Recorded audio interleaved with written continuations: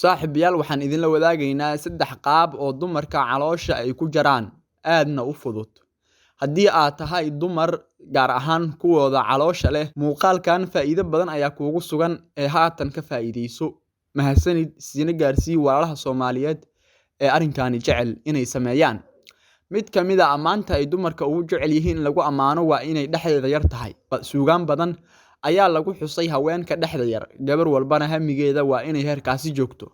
Laakiin ma sahlana in dhexdaada ay yaraato adigoo aan dadaal xoog badan samaynin. Waxaa saaxiibayaal Mnur Official uu dumarka maanta u sharxayaa 3 jimicsi oo aad u fudud, kuwaasoo gabar kasta ay ku dhuubi karto dhexdeeda, sidoo kalena lugaha ay ku dhismayaan. Jimicsigan wuxuu soconayaa wax aan ka badnayn 2 daqiiqo halkii marba, waana sababta uu u sahlan yahay. Isbuucii 2 ama 3 jeer ayaa samaynaysaa, haddii aad awoodidna ka badan ayaa samaynaysaa. 1. La socoshada culayska. Inta badan jimicsigan wuxuu ku sahlan yahay qaybta gym-ka oo qalabka laga helo. 2 bir oo isku miisaan ah, labada gacmood ku kala qaad oo la soco ilaa 30 ilbiriqsi. Culayska awooddaada ah qaad, laakiin xaqiiji in aadan dhinac isku liicin. Gacmaha ha fidsanaadaan, garbahana gadaal ha joogaan.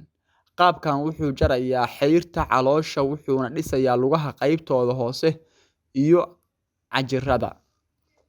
Sidoo kale 2. Culayska horay iyo gadaal. 2 bir oo awooddaada ah soo qaado, kadibna labada gacmood oo isla socda mar gadaal geey adigoo xoogaa yar horay usii qaloocinaya, mar adigoo istoosinaya horay geey. 2 jeer gacmahaaga ha fidsanaadaan ayagoo culayska haya. 3. Culays dib ula socosho. Jilibka lugta gadaal u baxaysa aad ha ugu dhawaado dhulka. Sidoo kalena markaad dib u tallaabsanayso, lugaha midna hoos jilibka u geey, midna kor. Ogsoonow in qof walba qofka waxa uu ka badsado uu natiijadeeda kaga hormarayo. Dumarka sida gaarka ah ugu saabsanaana waa inaga inta. Mahadsanidin.